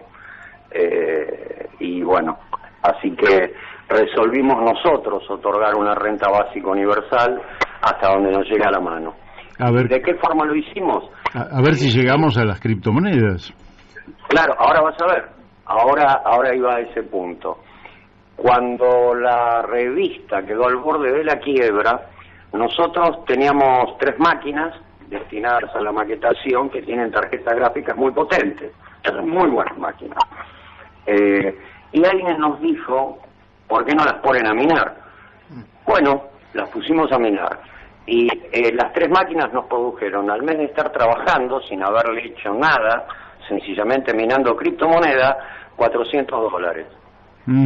Y invertimos ese recurso con la ayuda y la estimulación inclusive de mi suegra, invertimos en tarjetas más poderosas y obtuvimos una renta de $800 estable, que pudimos convertir en plata, en dinero efectivo, y comprar con ese dinero tarjetas en el país, e importadores, sin ningún problema. Llegamos ahí y yo lo que dije, bueno, basta, porque no concibo que en una casa de familia o en un domicilio, por decirlo de alguna manera, se sobrecarguen las redes eléctricas. Calculá que esas 3 máquinas que hoy están produciendo $800 consumen aproximadamente 1.500 watts de energía. Y si en todos los domicilios las personas ponen máquinas a trabajar, colapsa la red. O sea, lo que corresponde es que haya un parque industrial donde se instalen esas granjas. Eso es lo lógico. Y con esa felicidad de saber que la revista se financia sola, automáticamente sola, dijimos, bueno, esto lo tenemos que compartir. Y desarrollamos el programa hace ya casi un año para enseñarle a la gente a minar en su propia casa con nuestra asistencia y que pudieran obtener una renta. Las criptomonedas, Mario, son el equivalente a las acciones de las empresas, no es otra cosa. Es un bono, un papel que emite alguien, se le asigna un valor, entra a jugar en el mercado ese valor y es exactamente el equivalente a las acciones. Sí. Es un equivalente a las acciones que va a un mercado global. Va a un mercado global y al que todos podemos tener acceso. Yo creo que los grandes desarrolladores de criptomonedas no inventaron nada nuevo, básicamente creo que copiaron a Juan DeLorean, ¿no? Al creador del DeLorean. Emitir papelitos de colores y la gente pone plata en esos papelitos de colores y luego la retira. La retira el dueño. Ese es el problema de las criptomonedas. Yo siempre dije, el mundo de la especulación es para economistas que tengan maestría en estadística, porque en la especulación con criptomonedas, una de las cosas que rápidamente nos dimos cuenta, que el que gana es la banca, Mario, no el ciudadano. La diferencia es, como te decía, que para poder invertir en acciones, yo tengo que recurrir a un agente de bolsa, un montón de intermediarios. Con las criptomonedas no. Alguien emite una acción llamado, no sé, el de Bitcoin o el de Ethereum, ¿no? Y la gente se las empieza a comprar. Y al empezárselas a comprar comienzan a adquirir un valor. Luego, cuando tiene ganas, ese valor lo retira. Fíjate que en la charla, Buterin dijo bien claro que nos preparemos porque se viene una caída del 50, el 80 y hasta el 90%. Y lo dice en tercera persona, ¿no? Como si mágicamente se produjera la caída. ¿Cómo se produce la caída? Yo emito una criptomoneda y la lanzo al mercado con un X respaldo. Emito 10X y le pongo $10. Cada moneda vale $1. Si alguien compra esa moneda, se agrega a ese pool de intercambio X cantidad de dólares y el precio de la moneda sube. Pero ¿qué pasa si yo retiro esa moneda del mercado? La moneda cae. Él nos está diciendo que en breve él va a tomar el 90% de lo que ganó, con lo cual el Ethereum va a caer el 90%. Y es gracioso, ¿no? Porque lo habla en tercera persona, como si no fuera él el que toma esa ganancia. Ese es el peligro de las criptomonedas.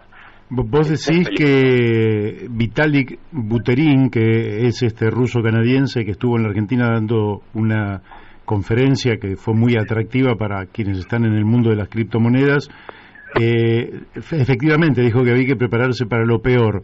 Pero vos decís que él es el poseedor de todo ese capital, o eso se fue diversificando. Es el que lo creó y se fue diversificando. Pero al tomar ganancia los que han comprado para invertir, el precio cae instantáneamente. Claro, pero si empieza a retirar, se le va a caer antes de poder realizar todo el volumen que representa. Es decir... A ver, eso pasa permanentemente con Bitcoin. Recordá que Bitcoin llegó a costar $50.000 un Bitcoin y también volvió a costar $1.000. La gente volvió a comprar, volvió a subir y volvió a caer. Se producen ciclos. Porque las criptomonedas no constituyen un mercado productivo. Sí el trabajo del criptominero. Por ahí sería interesante, Mario, si me permitís explicar en qué consiste la criptominería, que también poca gente lo entiende. Aún los criptomineros creen que están produciendo un valor en sí mismo. No estamos produciendo valor quien hacemos criptominería. Lo que hacemos es reemplazar a ese señor con una gorrita con visera y mangas blancas en un banco certificando transacciones.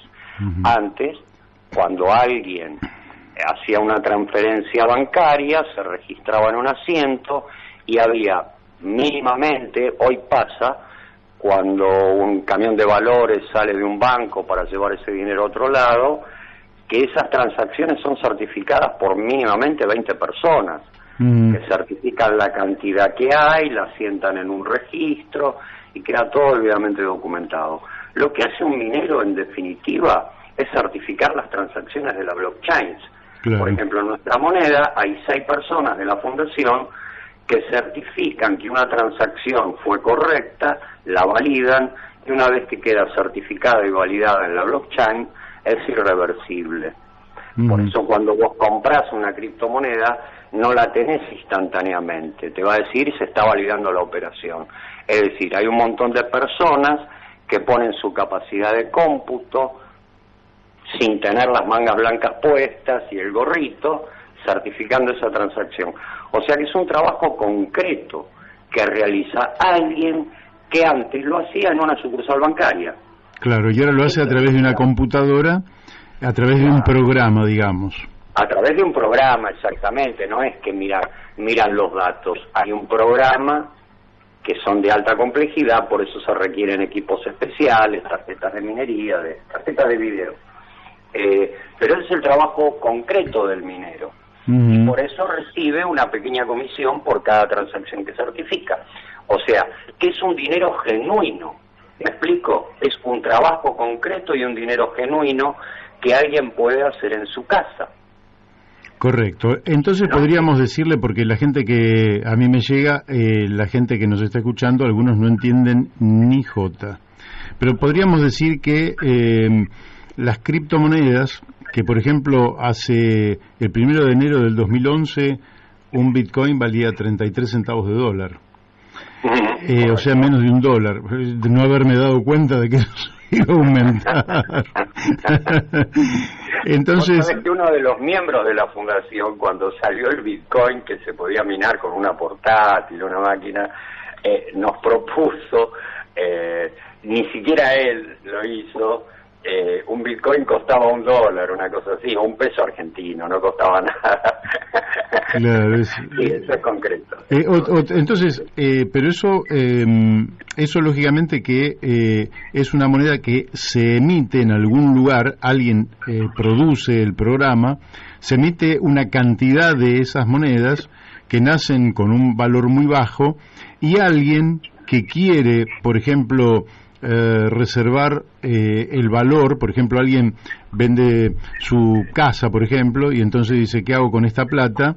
Y si la tengo en pesos argentinos, por ejemplo, se me van a desvalorizar, y compro una moneda virtual, transformo ese dinero en una moneda virtual. Al transformarse en una reserva de valor, hay más gente que dice, che, qué interesante, podríamos, para preservar el valor, ir y transformarlo en Bitcoin o la que fuera, y como hay mucha demanda, el precio va subiendo, y como va subiendo, se ha transformado de ese dólar a $50.000, se fue el Bitcoin, sin que efectivamente haya otro elemento que justifique ese precio más que la oferta y la demanda, y la seguridad de que las operaciones no son con un hombre, como vos decís, con una gorrita y mangas blancas detrás del vidrio de una oficina de banco, sino que son miles de personas que en distintos lugares están cerrando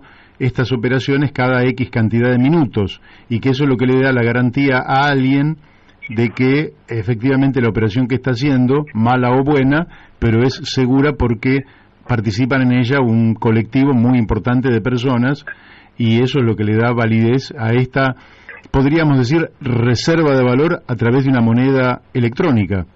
Caramba, Mario, me parece, ¿estás hablando del dólar? Bueno, el dólar ya es una emisión en papel moneda. Fue una broma. Claro, porque el dólar en definitiva, cuando... El comportamiento que tiene el dólar es exactamente el que vos relataste. Sí. Por eso lo que decimos en la fundación es que la gente debería comprar RBU. El día que todo el país compre RBU, deja de comprar dólar y el dólar va a perder su valor. De hecho, nosotros hicimos una gráfica en broma viendo cómo de 8 centavos de dólar el RBU pasó a costar 12 centavos de dólar. Digamos que el RBU es la criptomoneda que emitió la Fundación Mente Clara. Claro, con un fin muy concreto que fue el de compensar. Por eso te decía que nuestra experiencia es la experiencia que motivó el crecimiento de las monedas. Nosotros comenzamos a formar mineros, es decir, gente que en sus casas nosotros asistíamos económica y tecnológicamente, comenzaron a producir con unas tarjetas que nosotros estábamos dando, que costaban $400, comenzaron a producir 60 u 80 dólares por mes.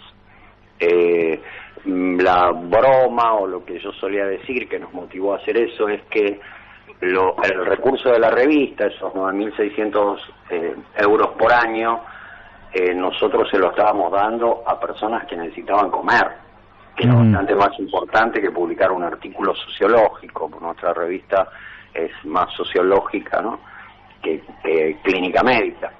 Entonces era más importante que pudieran comer. Si yo le donaba a alguien 200, 300 mil pesos para que pudiera, lo que podía hacer era ir al supermercado 3 veces y se quedaba sin plata, pero si le donaba una tarjeta que costaba $400, esa persona iba a poder obtener de por vida $80. Lo que rápidamente pasó es que los importadores comenzaron a elevar el precio del producto, no en dólares, no en función de su costo en origen, sino que aumentaron. Esa tarjeta que nosotros empezamos a brindar en $400 hace un año, hoy cuesta 800, Mario. O sea, pero no es que cuesta eso la tarjeta, porque las máquinas utilizadas para minería tomaron un valor de mercado desproporcionado. O sea, comenzaron a costar lo que la demanda pedía. Tal como las criptomonedas. O sea, no es que aumentaban su valor porque el fabricante aumentaba el costo de producción. Entonces, frente a esa anomalía, resolvimos crear una moneda que compensara el desfasaje en dólares que había, porque el dólar ciertamente tiene inflación. La gente no ve al dólar como una moneda inflacionaria, pero ciertamente lo es. En el 2000, o en el 90 y pico, 2000, yo viajaba a Europa en primera por 400, 800 dólares, Mario. Hoy viajo todo apretado por 1.500 dólares. O sea, hay una inflación en dólares que es galopante también. Sí, es enorme. Es enorme, por eso yo siempre recomiendo refugiarse por ahí en el euro. Hoy en el Krona, que es la criptomoneda de Suecia, ¿no? Sacaron una criptomoneda. Entonces creamos el RBU para compensar el desfasaje en dólares, porque la gente no estaba pudiendo llegar con lo que producía a comprar nuevas tarjetas. O sea, como te digo, esa tarjeta que costaba $400, hoy, después de un año, cuestan 800, es muchísimo. Oscar. Siguen subiendo, siguen subiendo. Tremendo. Daniel Pérez te va a hacer una pregunta, Oscar. ¿Qué tal, Oscar? Sí, Daniel, dale. Dos temas relacionados con la criptominería que lo he palpado personalmente incluso. Bueno, una que acabas de mencionar es el tema del costo de las tarjetas de video, que se ha disparado de manera desproporcionada. La otra es el hackeo de recursos de usuarios desprevenidos que por ahí están, no se dan cuenta, se contagian con un virus informático que le insume la mitad del uso de CPU y de la tarjeta, sobre todo los gamers que tienen tarjetas poderosas, ¿no? Sí, Daniel, eso lo hemos notado, por eso depuramos los programas de minería. En los programas de minería gratuito que la gente libremente descarga de internet, en general hay un encriptada, ¿no? Hay un número de cuenta de criptomonedas al cual parte de lo que el usuario gana va a alguien que es el que creó ese programa y lo puso a disposición gratuitamente. No hay nada gratuito en Internet, es muy difícil. Detrás de cada programa gratuito hay un costo que es altísimo, y la mayoría de los programas de minería de hecho son detectados por los antivirus. El nuestro por supuesto que no, porque al mismo tiempo que vos pones tu máquina para ganar unos pesos, hay alguien que está ganando más que vos con tu trabajo. Usando tu máquina, sí, con tus recursos. Exacto, eso es real. Y el otro tema es el uso de las criptomonedas como herramienta de elusión fiscal, ya que, por ejemplo, si yo quiero comprar dólares tengo que declararlo, pero yo puedo transferir criptomonedas entre China y Hong Kong y entre personas.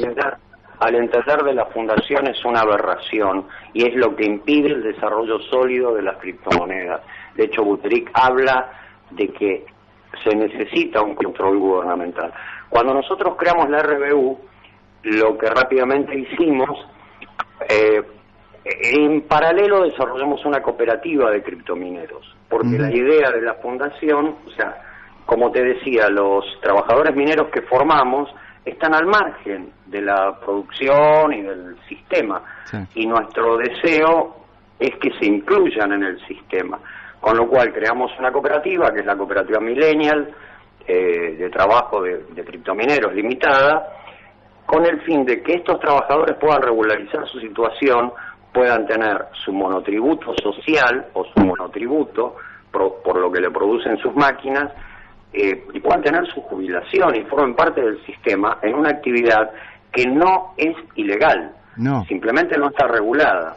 Y nosotros, cuando creamos la RBU, lo que esperamos es que nos audite la Comisión Nacional de Valores. La Comisión Nacional de Valores dice bien claro que ellos no regulan las criptomonedas, no pueden hacerlo, no es que no lo hacen porque no quieren, no hay una ley regulatoria de las criptomonedas, pero sí pueden auditar a solicitud, y eso es lo que nosotros estamos esperando, una auditoría de la Comisión Nacional de Valores, para que haya un tercero que exceda a la fundación y a la cooperativa, que pueda garantizar la transparencia de las operaciones. Si bien de por sí está garantizada, porque una vez que nosotros creamos la RBU, excede a nosotros. No somos nosotros la que la vendemos. El RBU fue puesto en un exchange, esto es una casa de cambio, para ponerte un ejemplo, contra un valor. Se pusieron X cantidad de RBU y X cantidad de moneda estable. El RBU lo hicimos sobre una moneda que no es estable, que tiene un crecimiento que es el que nosotros entendimos como correcto, que es el BNB, que es la criptomoneda o el token, para ser más específico, de Binance Smart Chain, que es, a nuestro entender, el mayor banco de criptomonedas del mundo. Ellos tienen un token construido sobre la red Ethereum, que va creciendo con respecto al dólar, o sea, produce una renta real con respecto al dólar y constante, porque Binance Smart Chain se ocupa de no retirar beneficio, que es lo que no está por hacer nuestro querido amigo Buterik, porque él ya nos adelantó que va a caer un 90% y eso no va a ser magia. Eso va a ser una realidad. Oscar, el tiempo se nos fue. Así que, ¿con qué valor empezó el RBU, que es la criptomoneda de ustedes, y qué valor tiene hoy? Decinos eso y con eso cerramos. El valor que nosotros le asignamos, la paridad que le pusimos fue de 8 centavos, en la medida que los miembros de la fundación empezaron 8 centavos, 0,8 centavos de dólar, o sea, ni siquiera un centavo de dólar, ¿sí? A medida que la gente fue comprando, fue ingresando valor y hoy cuesta 12 centavos de dólar. O sea, el crecimiento fue altísimo. Por eso te bromeaba que el día que la gente deje de comprar dólares y compre RBU, se termina el dólar y se termina el poder que tienen los creadores de esa ilusión llamada dólar, Oscar, te tengo que dejar porque se me fue el tiempo y tengo otro invitado. Te voy a desear que empieces muy bien el 2022. Un saludo muy grande para la Fundación Mente Clara y seguramente el año que viene vamos a estar volviendo a charlar sobre este tema que no todos los oyentes lo pudieron entender en plenitud porque evidentemente goza de su complejidad. Fuerte abrazo y feliz fin de año. Un abrazote, feliz fin de año y nos vemos pronto con buenas noticias. Abrazos. Abrazo. Bueno, hemos hablado con Oscar Gómez, de la Fundación Mente Clara, y como todos ustedes habrán observado, es un tema que todavía sobre el cual tenemos poca familiaridad, y esa poca familiaridad es la que nos lleva a en fin, y esa poca familiaridad, quiero decir, Daniel, que tiene que ver también con qué es el dinero. Claro. Ese es un tema que, por ejemplo, Silvio Gesell tiene todo un libro donde genera una nueva doctrina y yo creo que tiene una visión espléndida sobre qué es el dinero y su misión. Pero ya estamos hablando con el doctor Alejandro Gabriel Cantón. Muy buenos días, Alejandro. ¿Qué tal, Mario? ¿Cómo estás?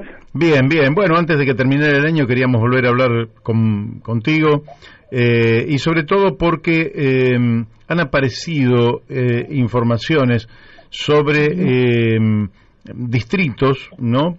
Donde estaría avanzando un tema al cual vos te has dedicado, que has estudiado profundamente y que es el juicio por jurados.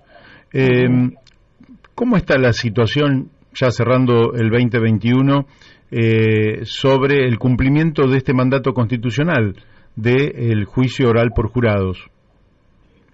Bueno, sabés que el estudio que yo he hecho es por muchos años y he tenido la fortuna de tener muy buenos docentes en Derecho Constitucional que han enseñado la Constitución de Alberdi tal como la debiéramos estudiar a nivel secundario, ¿no? Pero más allá de lo que uno haya podido estudiar, lo cierto es que hay un texto que por la mayoría de los proyectos que se han manejado históricamente, estamos hablando no tan alejados del tiempo presente, porque la mayoría de los proyectos no tienen ninguno más de 15 años, pero el punto es que el mandato constitucional sigue sin ser observado con la premura y con la extensión que debiera ser.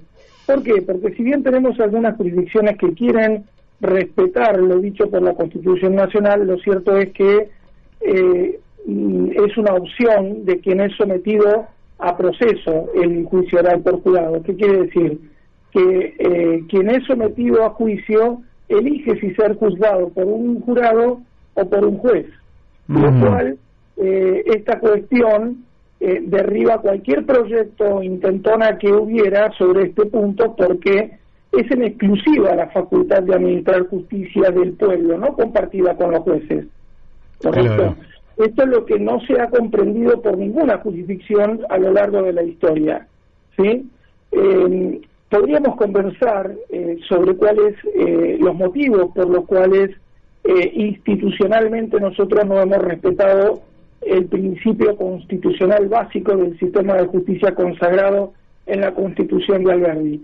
Insisto con la Constitución de Alberdi porque es la originaria en lo que hace a materia judicial, ¿bien? Porque hay otras versiones que nos han enseñado por décadas, ¿no? Que no reflejan el texto puro de la Constitución, ¿bien? Y en materia judicial hemos tenido la reforma del año 94 que ha incorporado el carácter acusatorio a los procesos.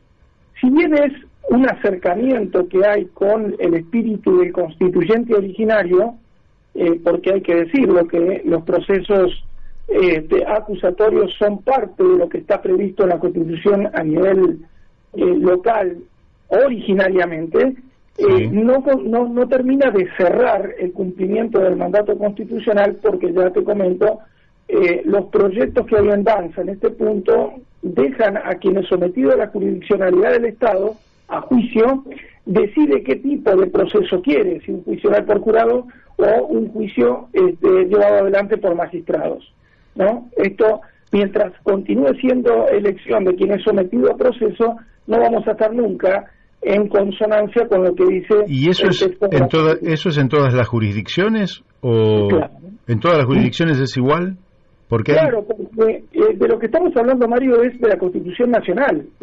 Ninguna jurisdicción tiene permitido no respetar esos parámetros.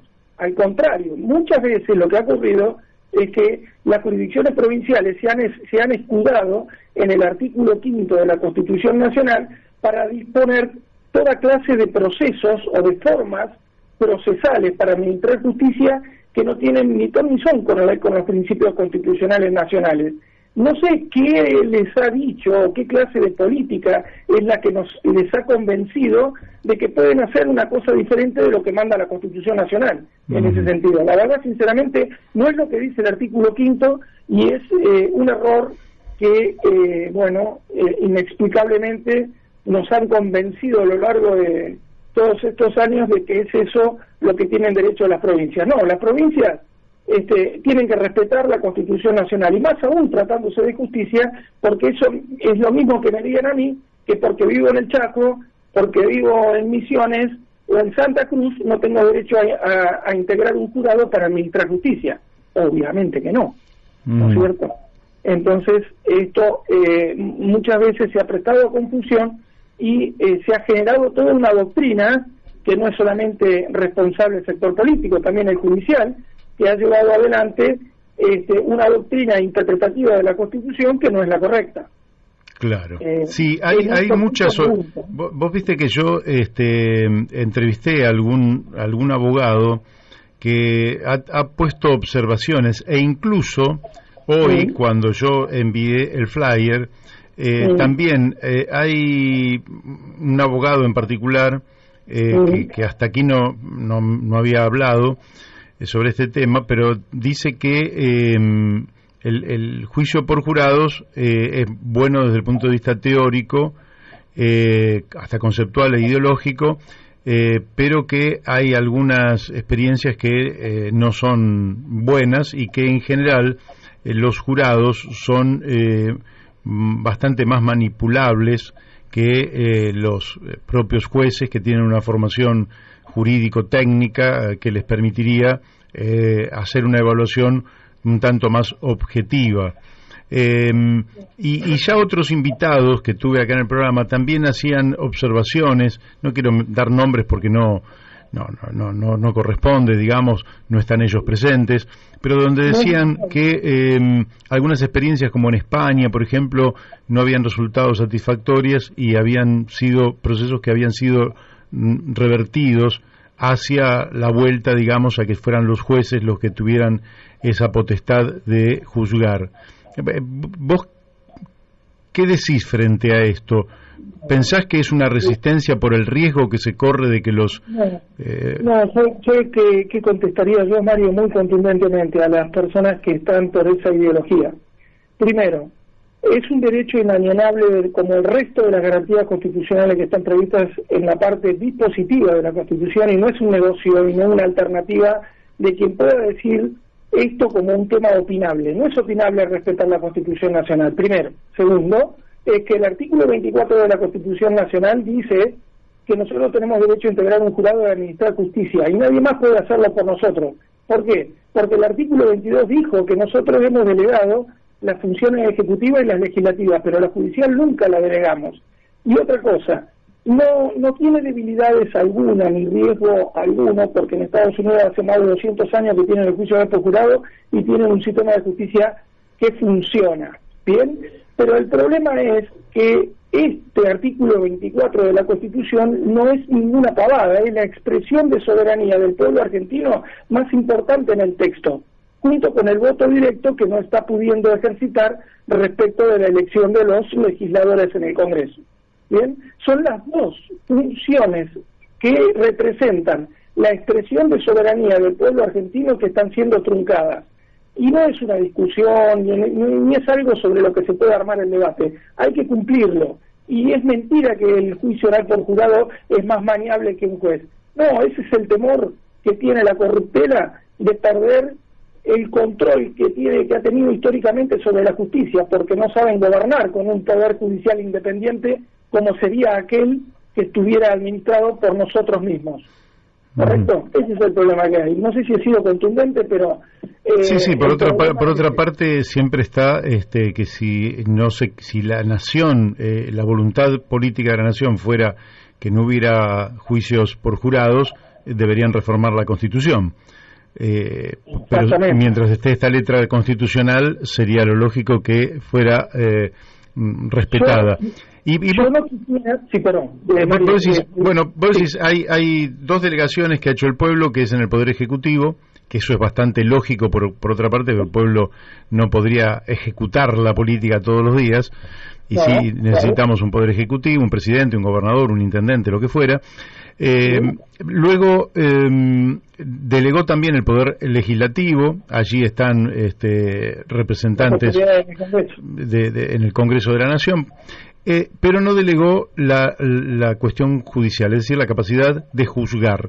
Ahora, ¿qué darías vos a favor en torno a que un jurado popular de hombres y mujeres probos que pudieran sentarse allí en un banquillo a escuchar los alegatos de acusación y de defensa, fuera a dar un resultado superior al que pudiera ser el propio fallo del juez, al cual vos le asignás la garantía procesal y no la capacidad de juzgar? La respuesta que hay que dar es que el jurado, integrado por hombres y mujeres de bien, que se dedican a trabajar y hacen su vida correcta, por supuesto que esto lo digo porque integrar un padrón para ejercitar la función jurisdiccional requiere de sus requisitos, pero lo que tendría que hacer la persona es juzgar hechos, no el derecho, ¿correcto? Uh-huh. Por lo cual, lo que estaría llamado a opinar la persona, integrando un jurado, es analizar el hecho que se le propone enfrente de sí y con las explicaciones de las testimoniales que escuche durante las audiencias. ¿Qué quiere decir? Que los profesionales que tengan que vertir sus declaraciones harán que sus términos legales y complejizados que tiene su profesión se traduzcan para el normal y entendimiento de las personas de a pie. Con lo cual tenemos que cambiar para acercar la justicia a la gente y que ésta la pueda ejercitar, la tenemos que acercar, tenemos que hacer un lenguaje mucho más comprensivo para el común de la gente, para que ésta pudiera desarrollar su derecho, ¿sí? Uh-huh. Pero no buscar excusas para no reconocerle ese derecho, ¿sí? Uh-huh. Sí, sí. Eso es lo que estoy tratando siempre que me pongo a discutir, a conversar sobre el tema más bien con colegas.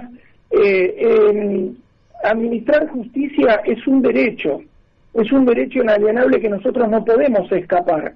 ¿Por qué? Porque todas las cuestiones que hoy ocurren, que porque la justicia no es justicia, porque los jueces que son llamados a tomar las decisiones por nosotros son designados por la política, lo mismo que ocurre con los fiscales.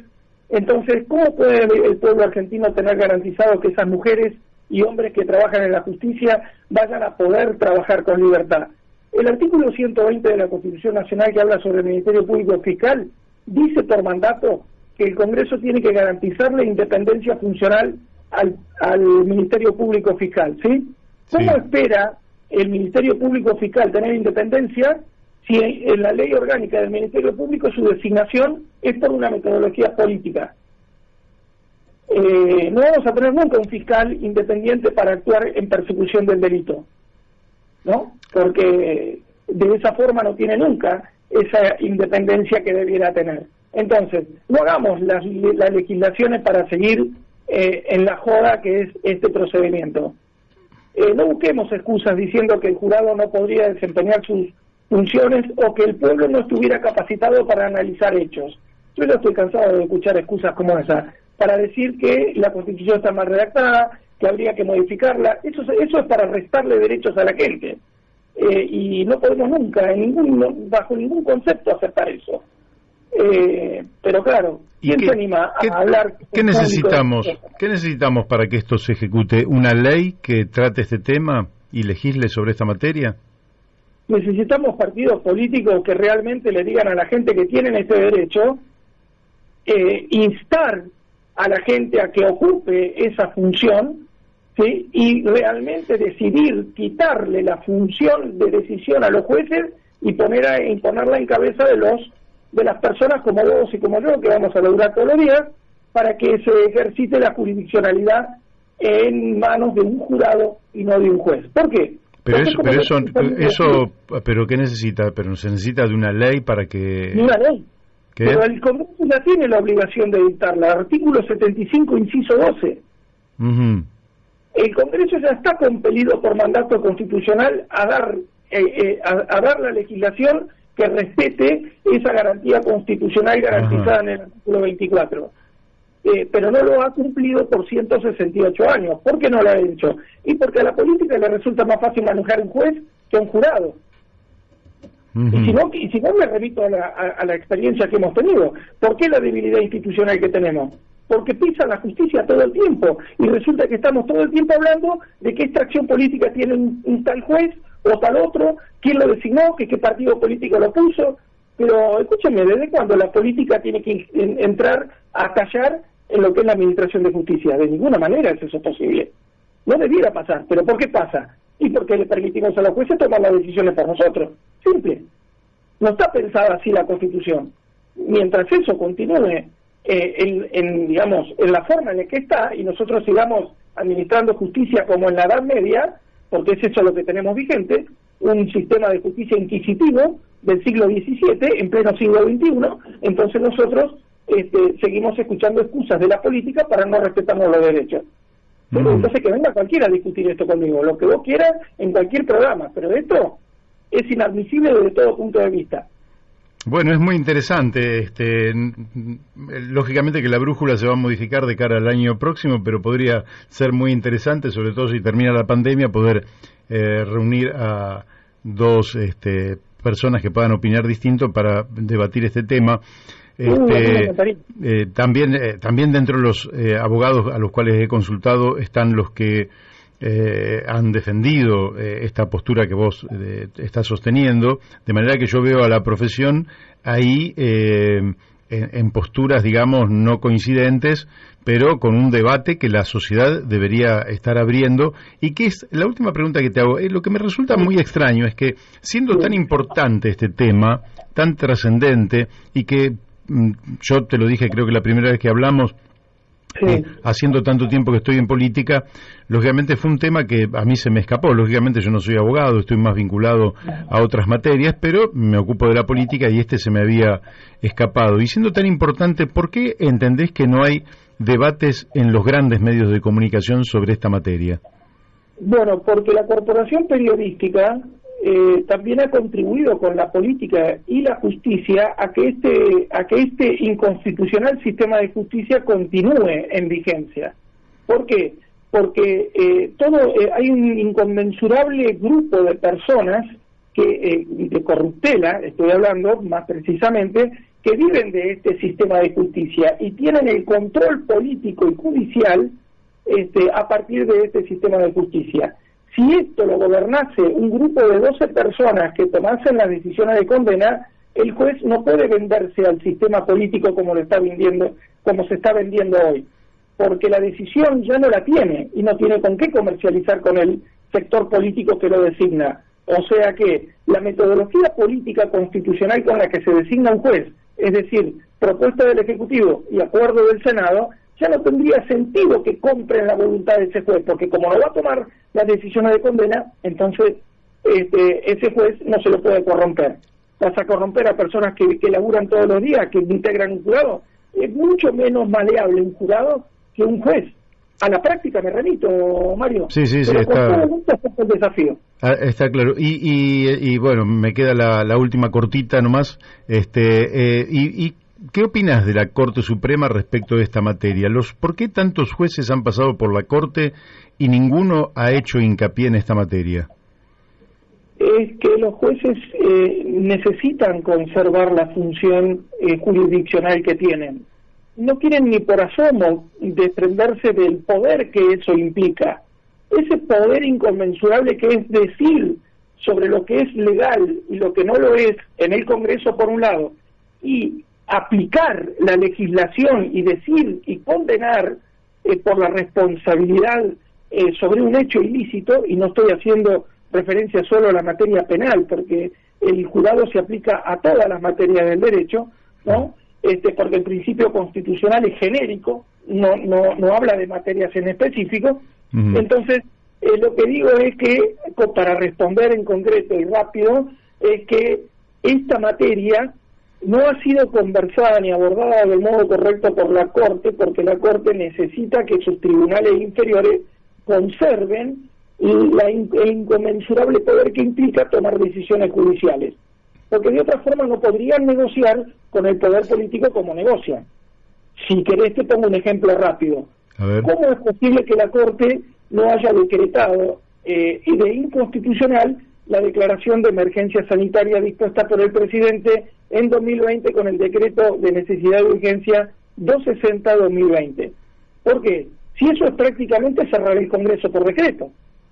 ¿Quién tenía que declarar la emergencia sanitaria? El Congreso Nacional. ¿Por qué lo hizo el presidente? Todas las decisiones que tomó a partir de declarar la emergencia sanitaria son todas inconstitucionales.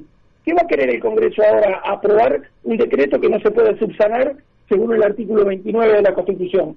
Es todo ilegal lo que han hecho. Y ahora se proponen continuar con la ilegalidad. Sobre ese decreto de 260, ahora a partir del 1 de enero te quieren obligar a vacunarte. Y vaya a saber cuántos derechos más civiles te van a cercenar con esa excusa. ¿Sí? Bien, bueno, entonces, Alejandro, el tiempo se nos ha ido, te agradezco muchísimo, no es un tema que vayamos a cortar, es un tema que vamos a seguir, me parece que es una causa que vale la pena, así que te agradecemos la participación y desde ya te deseamos que termines muy bien el año y que lo empieces mejor el 2022. Muchísimas gracias a la audiencia, muy amables por escuchar, muy atentos, y para mí siempre un placer conversar sobre estos temas que son de importantísima y superlativa importancia para la vida institucional del país. Muchas gracias. Gracias. Bueno, ustedes lo han escuchado, el doctor Alejandro Gabriel Cantón defendiendo la Constitución Nacional, lo que dice la Constitución Nacional, y que fuera violado durante tanto tiempo fue violado estos principios que ya ni nos damos cuenta que son violados. Bueno, como tantas violaciones terminan siendo naturalizadas. Bueno, nosotros nos despedimos, esperemos volver a encontrarnos, no sé si mañana o el viernes próximo, porque yo tengo que hacer un viajecito, así que dependerá de ese viaje que mañana puede estar. En todo caso, los coequiper del programa, Daniel Pérez y Daniel de Abrante, verán si pueden asumir el de mañana, y el viernes sí ya voy a estar de vuelta para despedir el año aquí en Radio La Luna, en este programa que hemos dado en llamar La Brújula.